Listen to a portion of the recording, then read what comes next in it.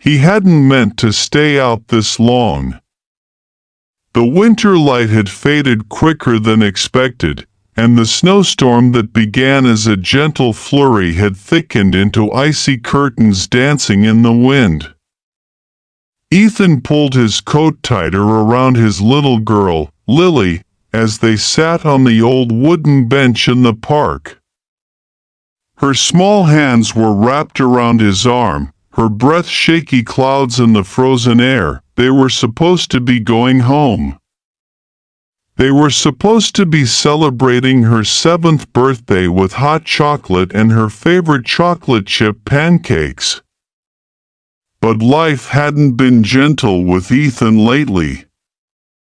2 jobs, late nights, exhaustion clawing at his mind, and a heart that felt like it had been trampled by the weight of being a single father. Sometimes he forgot things, not because he didn't care, but because he cared too much in too many directions. He checked his watch again. The bus should have come 15 minutes ago, but the storm had swallowed time and roads alike. Lily leaned her head on his shoulder. "Daddy," she whispered, her voice tremoring. "Yeah, sweetheart? You forgot me." His heart split open. He turned sharply to her, panic tightening his chest. "Lily, no, what do you mean? I'm right here." She looked up with eyes too old for a 7-year-old, eyes that had seen her father racing through life like a man trying to outrun his own breaking point. "You forgot to pick me up at school again," she said softly. "My teacher waited, and it got dark, and I thought maybe you didn't want me anymore." The world stopped. Not the snow, not the wind, him right there, on that freezing bench. Ethan felt every mistake he'd made crash down like an avalanche. He pulled her into his arms so tightly she squeaked. "Lily, I will never ever stop wanting you. I didn't forget you. I forgot the time because I've been tired, but I promise you are the last thing I would ever forget." She didn't reply at first. She simply leaned into him, small and fragile, trusting him in a way he hadn't felt he deserved. The storm raged on, and the minutes dragged by in cold silence. Ethan's thoughts raced. He remembered how she smiled when he surprised her with drawings in her lunchbox, how she giggled when he tripped over her stuffed animals, how she clung to him when she had nightmares.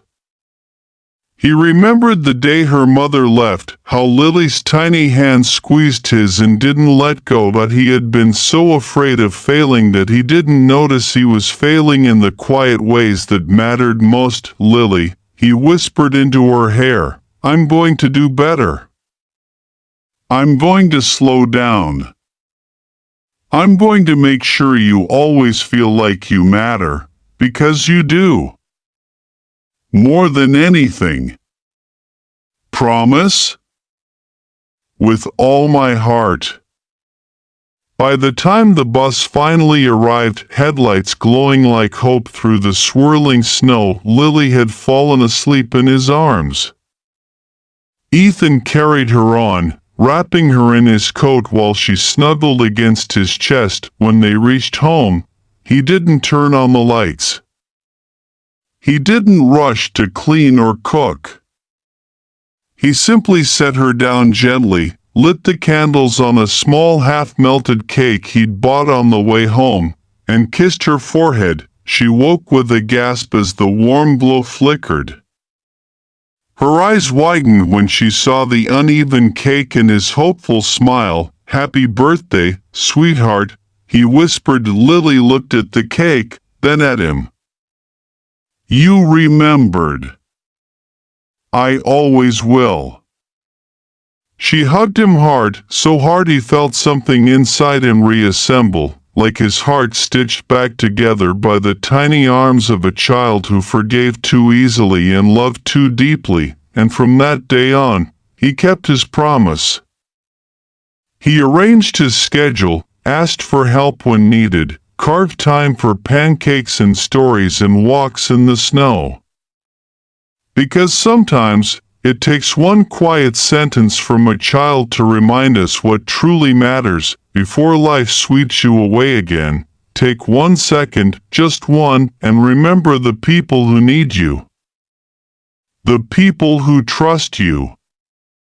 The people who would sit in the snow just to wait for you. And if this story touched your heart even a little, make sure to like this video and subscribe. There are more stories waiting, stories that remind us that love, even when imperfect, can still be enough to change everything.